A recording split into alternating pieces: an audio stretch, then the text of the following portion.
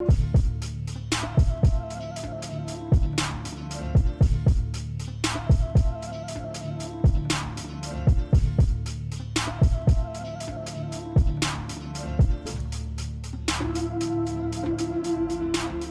up everybody, it's Sean here and I'm back today to give you guys an early look at the upcoming Air Jordan 1 Retro High OG in the Hyper Royal colorway.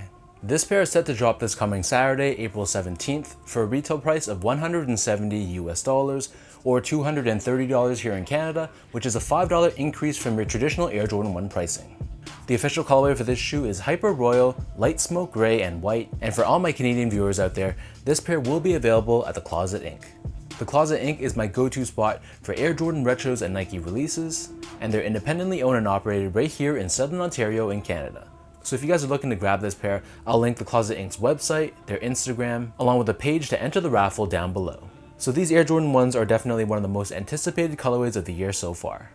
To many people, myself included, it kind of reminds me of the Turbo Green Jordan 1 that released a couple years back. But instead of the turquoise color and that vintage look that the shoe had, this one in comparison is much cleaner. So diving into the details, the base layer of this shoe is constructed using a smooth white colored leather. On the toe box, we have this perforated look, which is common across all your Air Jordan 1s. And to the touch, I'd say that the quality of this white leather, it felt pretty average. I wouldn't say it was good by any means, but I've seen worse as well. Surrounding the outer edge of the toe box, we have this distressed looking hyper blue colored suede. This suede looks like it almost has like an acid wash look to it, and has this really worn in and faded look to it. This blue suede covers the eyelets of the shoe as well, and then beneath this on the quarter panel of both sides of the sneaker, we have more of that smooth white leather. Overlaid on top, we have this gray colored swoosh, which is constructed out of nubuck, and then on the collar area on the lateral side only, we have the Air Jordan Wings logo, which is debossed in this glossy white colored finish. Surrounding the top portion of the ankle collar area, we have more of that gray colored nubuck, and then the majority of the back heel is covered in that distressed looking blue suede. For the laces, these come standard with these flat white colored laces, but if you're not feeling the white, they also give you a secondary pair of hyper blue colored laces if you want a little bit more pop. Underneath this, we have your traditional nylon tongue. This time it's done in white, and at the very top, we have this blue tag with Nike Air branding. For the insoles, these come with your standard Jordan brand insole. It's done in this white color, and we have Nike Air branding stamped on the heel in blue. So the upper of these Air Jordan 1s sits atop this solid white colored midsole. And encapsulated within the midsole but not visible to the eye, there is Nike Air Sole technology for cushioning. Turning the shoe over to the bottom, here we have your classic Air Jordan 1 outsole, and in this case, this is entirely constructed out of this gray colored rubber. We have the circular traction pattern on the forefoot, and it's finished off with Nike branding right in the center. So that breaks down the look and the construction of these hyper blue Air Jordan 1s. For those wondering how these fit, to me these fit like all my other recent Air Jordan 1s, so for most people, I'd recommend sticking true to size. Whatever size you normally wear with the Air Jordan 1s, I'd stick with that size for this shoe. So some people with wider feet prefer to go up a half size, and some people with narrow feet, sometimes they go down a half size. But if you're in doubt, true to size should work.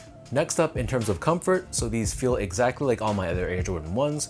So from a comfort standpoint, it's not the most comfortable sneaker out there. If you're just gonna be wearing these for casual use, just for walking around, they're gonna feel fine, but they feel pretty stiff and pretty firm and low to the ground, and there's not too much from a softness and cushioning standpoint. Finally, in terms of the quality and overall craftsmanship on this pair, first off, the material quality, I'd say that it was okay. Like I mentioned earlier, the white leather panels, they felt pretty average and they weren't anything special, but I felt like the suedes and the nubucks were a little bit better quality than the white leather.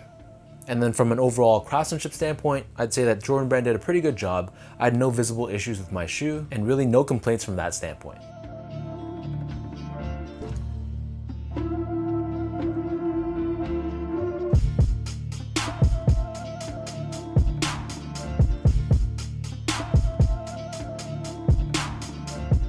So with all that being said now, let's lace up these Hyper Royal Jordan 1s and I'll show you guys how these look on feet.